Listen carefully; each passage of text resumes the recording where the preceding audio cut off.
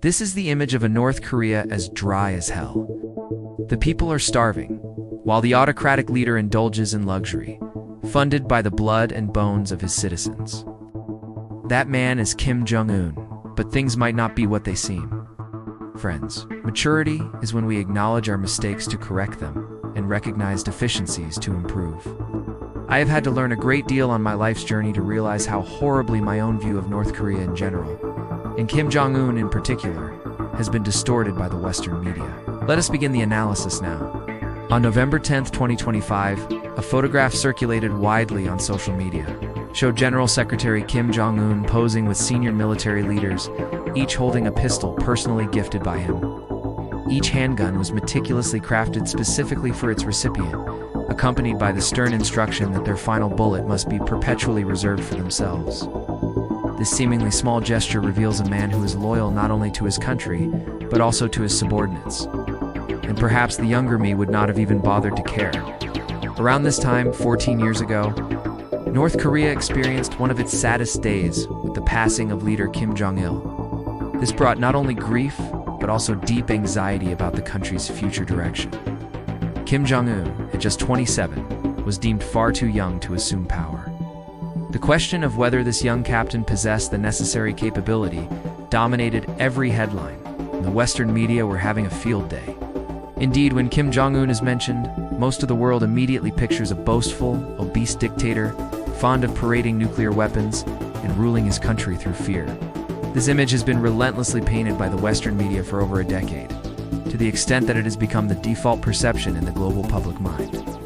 However, if we peel back that traditional media veneer and look deeper into his actions, policies, and governing philosophy, we uncover a different portrait, a man more complex, more pragmatic, and to a certain degree more formidable than generally assumed.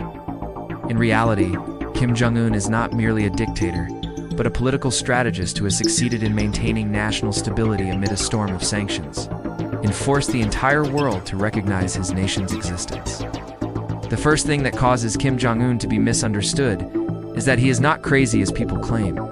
On the contrary, he is extremely sober and practical. North Korea's nuclear program is the clearest testament to this. While the West condemns him as a nuclear warmonger, they forget that from Pyongyang's perspective, it is the sole shield for survival. Kim Jong Un saw the bitter lesson of Saddam Hussein and Gaddafi, two leaders who, due to their weakened state, were overthrown and persecuted by the West. He understands that in a world where the rules of the game are set by the major powers, the weak cannot afford to make mistakes. Therefore, the development of intercontinental ballistic missiles under Kim Jong Un is not an act of madness, but a calculated move for national survival. It is thanks to its nuclear capability that North Korea, despite being a small, poor nation, has been able to compel the US, China, Russia, South Korea, and Japan to sit at the negotiating table.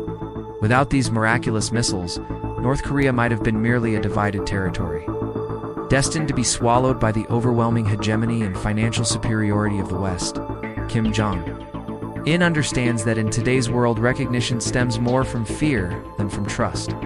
When he orders the launch of an ICBM or tests a thermonuclear device, he sends a message not only to Washington but also to Seoul and even Beijing that we are no one's vassal. It is remarkable that North Korea, despite its reliance on China for trade and energy, maintains a rare level of independence. Kim Jong-un has never bowed to Beijing as a docile satellite. Instead, he cleverly uses China as a diplomatic shield when necessary and maintains distance when he perceives Beijing interfering too deeply.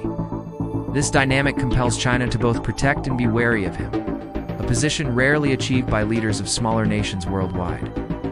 Yet the West does not view Kim Jong-un through the lens of geopolitics or his strategic position, but instead judges him unilaterally through a prism of morality. They view him as a wicked, brutal man who specializes in eliminating family members and oppressing his people. Of course, it cannot be denied that his regime maintains tight control and that human rights reports in North Korea are not entirely unfounded. However, what must be emphasized is that this is not an anomaly within the survival logic of an independent state operating under a totalitarian model. When a country is fully encircled, living among enemies, any vulnerability can lead to collapse. In North Korea, loyalty is not a choice, it's a condition for survival. The purges of generals or corrupt officials that the West uses to condemn him are, in fact, necessary messages within North Korea's internal political environment. They convey that no one is permitted to destabilize national unity. It may be brutal, but it is also the way to maintain stability in a system that allows no room for chaos. The valuable detail people often overlook is that Kim Jong Un does not simply rule through fear. He also knows how to cultivate loyalty through calculated closeness. The image of him appearing at missile tests, laughing, smoking, and putting his arm around generals is not accidental. It is a man of the people style of politics. In the eyes of the North Korean people, he is not a distant leader on a throne, but the beloved chairman who shares the joy of victory and hardship with the military. These images, as you can see, are ridiculed by the Western media, yet internally within North Korea, they are extremely effective propaganda tools. Compared to his father, Kim Jong-il, Kim Jong-un has cultivated a far friendlier, more dynamic, and modern image, especially appealing to the younger generation born after the famine of the 1990s. 1. The least understood aspects of Kim Jong-un is that he possesses a vision for economic development within the regime's allowable scope. Under his leadership, Pyongyang has been rebuilt with modern infrastructure, including amusement parks, water parks, and high-rise residential areas. These areas are not just for showing off to the world, but also a way to encourage the populace to believe the country is progressing. He has permitted small-scale commerce, expanded autonomy for state-owned enterprises, and partially eased controls at the local level. Although still within the framework of a planned economy, these changes have made the North Korean economy more flexible, reducing reliance on Chinese aid. It was these quiet reforms that helped North Korea avoid a serious humanitarian crisis during the sanction period of 2016 to 2020. Another notable detail is that Kim Jong-un is not at all unfamiliar with the West. Kim Jong-un is a well-educated man, speaks English and French.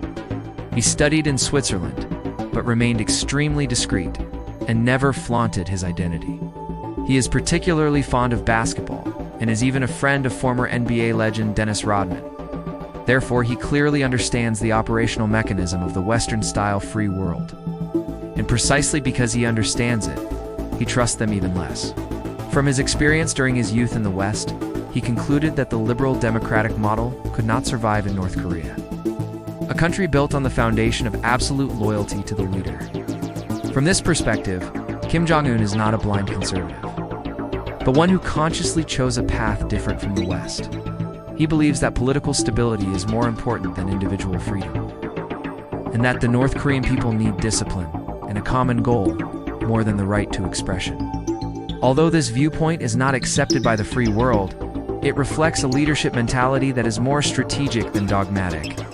The pinnacle of Kim Jong-un's political skill came in 2019 when he met directly with Donald Trump in Hanoi. The entire world was stunned. A leader once called crazy was ready to sit down for peer-to-peer dialogue with the US president.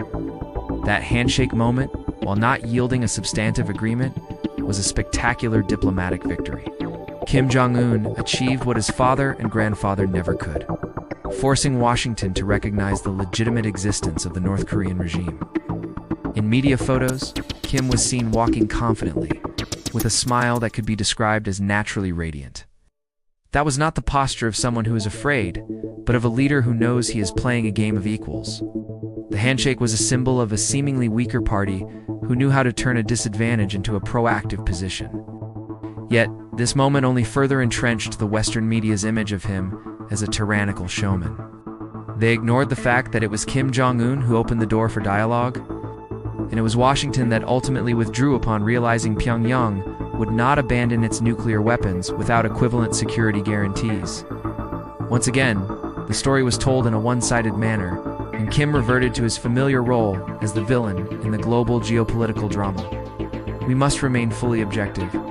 Ultimately, we must concede that Kim Jong-un is by no means a gentle or exceptionally benevolent person. He does not hesitate to punish, eliminate rivals, and maintain a tight system of control over the population. However, considered within the context of a nation under comprehensive sanctions, these actions are more systemic than personal. Dictatorship in North Korea is not just a personal trait of Kim Jong Un, but a product of circumstance. To be precise, it is a political structure designed to resist external pressure. If Kim Jong Un were to relax controls too quickly, the regime could collapse, and the country would be plunged into chaos. Instead, he chooses to maintain absolute stability, even at the cost of freedom and human rights. More significantly, in foreign policy, Kim Jong Un exhibits a sharp instinct for balancing power. He maintains relatively stable relations with China and is gradually opening up to Russia. Crucially, he has achieved what his predecessors could not, preserving the option for dialogue with the US if the conditions are right. Of course, I understand he would only work with Mr. Trump and would outright refuse the hypocritical Obama and the hapless puppet Biden without hesitation. All of this suggests that he is not an isolationist, but a clever chess player who exploits every opportunity.